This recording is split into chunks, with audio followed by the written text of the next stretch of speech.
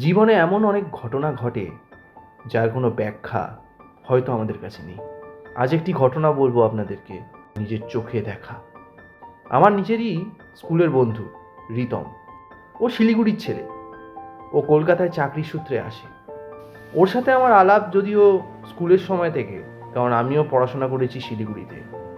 রিতম কলকাতায় আসে চাকরির সূত্রে, কাজ করত একটি আইটি সেক্টর কোম্পানিতে। আজ যে রিতম আমাদের মধ্যে নেই, তার পেছনে একটি ঘটনা আছে। সেটাই আজকে আমি আপনাদের কাছে তুলে ধরতে চাই। ঘটনাটা প্রায় 1 বছর হয়ে গেছে। রিতম সুস্থ ছেলে।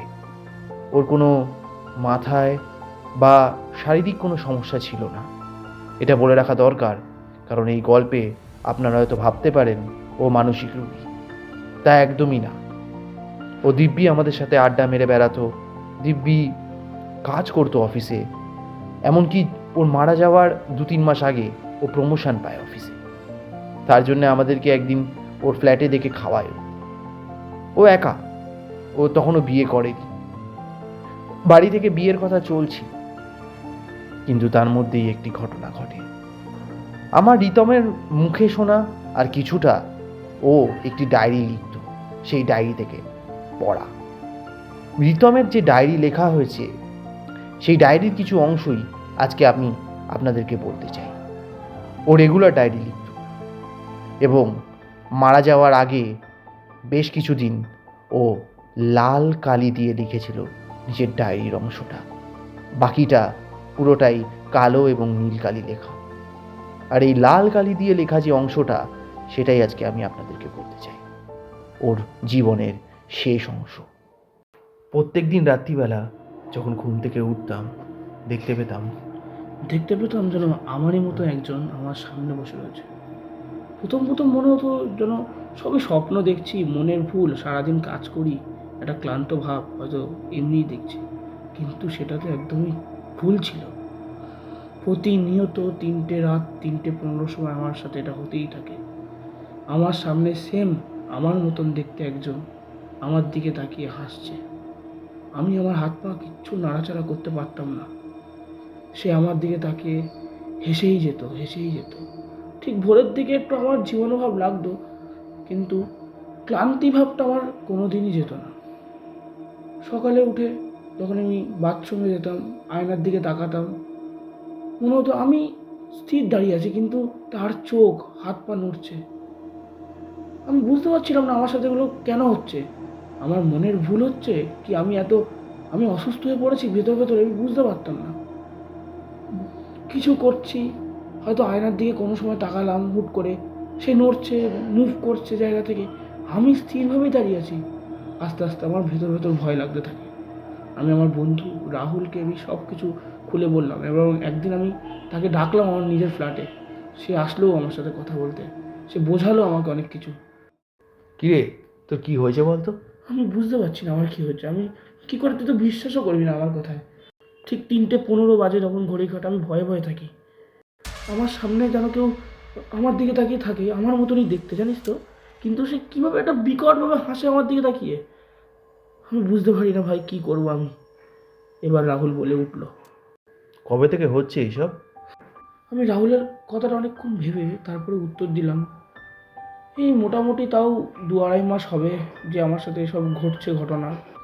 রাহুল একটু চিন্তার সুরেই বলল আমাকে, আচ্ছা, তা তো বেশ অনেক দিন হয়ে গেল। আমার মনে হচ্ছে কি বলতো, তোর কাজের চাপের জন্য এগুলো হচ্ছে। তুই যদি একটু রেস্ট নিস বা কোথাও গিয়ে একটু ঘুরে আসিস, তাহলে হয়তো তোর ভাল লাগবে। তুই হয়তো এই কাজ নিয়ে এত ভাবছিস, তার জন্যই হয়তো তুই, আমি জানি না, নিজেকেই নিজে দেখা এটা অনেকটা ইউনিক। আমি কারো থেকে শুনিনি কোনোদিন, কিন্তু হয়তো আমার মনে হচ্ছে কাজের জন্যই। রাহুল যেটা বলল কাজের চাপে, এটা আমারও প্রথম মনে হতো, কিন্তু তা তো একেবারেই সত্যি নয়। আমি রীতিমতো প্রতিদিন ভয়ে থাকি। ঘুম থেকে উঠে আমি নিজেকে চিমটি কাটি আয়নার সামনে দাঁড়িয়ে, মনে হয় সবই মিথ্যে, কিন্তু না, এ তো সবই সত্যি। রাহুলের কথায় আমি উত্তর দিয়ে বললাম, রাহুল, না, একদমই না। আমি রীতিমতো ভয়ে থাকি। প্রতিদিন আমার সাথে সেম ঘটনা ঘটছে। তোর সাথে ঘটছে না বলেই তুই বুঝতে পারছিস না।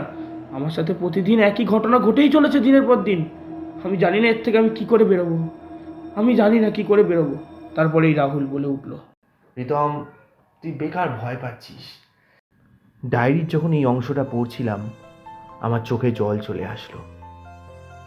রিতম আমাকে সাবধান করেছিল, রিতম আমাকে ওর মনের কথাটা বলার চেষ্টা করেছিল। সেই সময় আমি ওকে ওর মনের ভুল বলে কাটিয়ে দিয়েছিলাম। তখন যদি সত্যি আমি ওকে নিয়ে আমার বাড়িতে চলে আসতাম, আজ হয়তো আমার বন্ধুটা এই পৃথিবীতেই থাকতো। আমি ডায়েরি পড়ে চললাম। আমি আর বেশি কথা বাড়ালাম না। রাতও অনেক হয়েছে।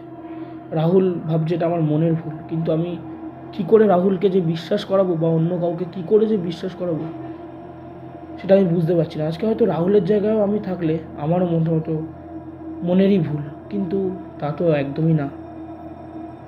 রাহুল চলে গেল বাড়িতে। আমি রান্না টান্না করেছিলাম, ওই টুকটাক কিছু খাওয়া দাওয়া করে আমিও শুয়ে পড়লাম। হঠাৎ আমার ঘুম ভেঙে গেল। ঠিক 3:15 বাজে তখন ঘড়িতে।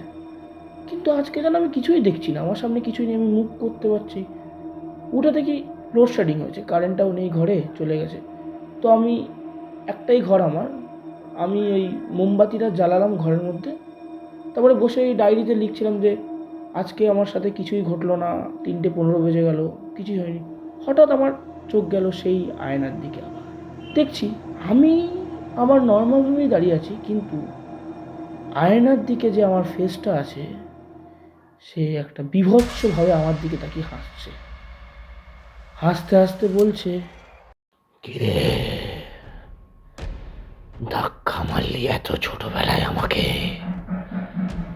নিজে তো সব ভোগ করলি, আমি তো কিছুই পেলাম না। যা পেলাম এই তোর আয়না হয়েই থেকে গেলাম।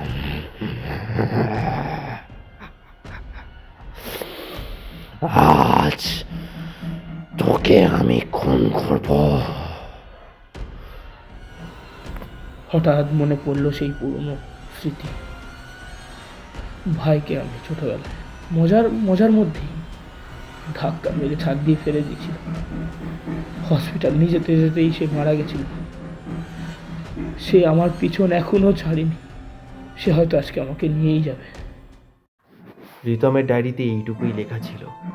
এই ঘটনার ঠিক 15 দিন পর হঠাৎ রিতমের পাশের বাড়ির ফ্ল্যাটের ভাস্কর মুখার্জি আমাকে কল করে। রিতমের ফ্ল্যাট থেকে নাকি একটি পচা দুর্গন্ধ আসছে, আর ভাস্করবাবু প্রায়ই রিতমকে অফিস যেতে দেখে সকালবেলা। লাস্ট 15 দিন রিতম ফ্ল্যাটের বাইরে বেরোয়। এই শুনে আমি পুলিশকে ফোন করি আর নিজেও ছুটে যাই রিতমের বাড়িতে।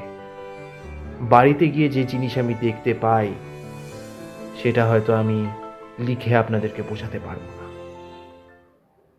দরজাটা খুলে দেখতে পাই রিতমের দেহ সোজা শটাং দাঁড়িয়ে আছে আয়নার দিকে তাকিয়ে। রিতমের পাশের হাতের মাংস গলে পড়ছে, আর রিতমের মুখটা যেন কালো আলকাতরা দিয়ে কেউ ঢেকে দিয়েছে। হাসি ওর মুখে লেগে আছে, কিন্তু এই হাসিতে ওর চোয়াল ভেঙে গেছে। রিতমের দেহতে যে প্রাণ নেই সেটা বোঝাই যাচ্ছে। রিগামটিস স্যাটেন হয়েছে, যার জন্যে ও সিধা হয়ে দাঁড়িয়ে আছে। তাড়াতাড়ি গিয়ে পুলিশ ওর বডিটাকে ধরে, আর তৎক্ষণাৎ রিতমের বডি ঝাঁকুনি দিয়ে পড়ে যায় নিচে, এবং হাড়গুলো রীতিমতো ভেতরের গুঁড়ো গুঁড়ো হয়ে যায়। 15 দিন ধরে ওর লাশ এখানেই ছিল, আয়নার দিকে তাকিয়ে। ওর ভাইয়ের ঘটনাটা আমি জানতে পারি ওরই বাড়ির একটি বয়স্ক লোকের থেকে। তখন হয়তো রিতম এবং রিতমের ভাই প্রীতম 5 বছর বয়সের। ওরা চড়ুইভাতি করতে গেছিল গ্রামে। গ্রামের বাড়ি দোতলা। ওই গ্রামের বাড়ির দোতলার ছাদে ওই দুই ভাই খেলছিল। ওরা দুজনই একদম এক দেখতে, যমজ যাকে বলে। রিতম ওর ভাইকে খেলার ছলে ঠেলে দেয়, আর প্রীতম ওই মুহূর্তে মাটিতে পড়ে মারা যায়। হাসপাতাল অবধি নিয়ে যাওয়ার সময় দেয়নি। আর তারপর এই ঘটনা। হয়তো আজ যদি প্রীতম বেঁচে থাকতো, রিতম আর প্রীতম সেই একই দেখতে হতো, অবিকল, যেরকম রিতমকে আয়নায় রিতম দেখতে পেত। নমস্কার, আজকে শুনছিলেন আয়না, গল্প অনুবাদে টিম মনের কথা। রিতমের ভূমিকায় আয়ুষ্মান ঘোষ, রাহুল এবং প্রীতমের ভূতের ভূমিকায় আমি শুভম সরকার। আশা করি আমাদের গল্প আপনাদের ভালো লাগছে। ভালো লাগলে চ্যানেলটিকে সাবস্ক্রাইব করবেন আর ফলো করবেন আমাদের ইনস্টাগ্রাম প্রোফাইল, নাম সেম, মনের কথা। দেখা হচ্ছে আবার নেক্সট উইক আর একটি নতুন গল্পের সঙ্গে। গুড বাই আনটিল দেন।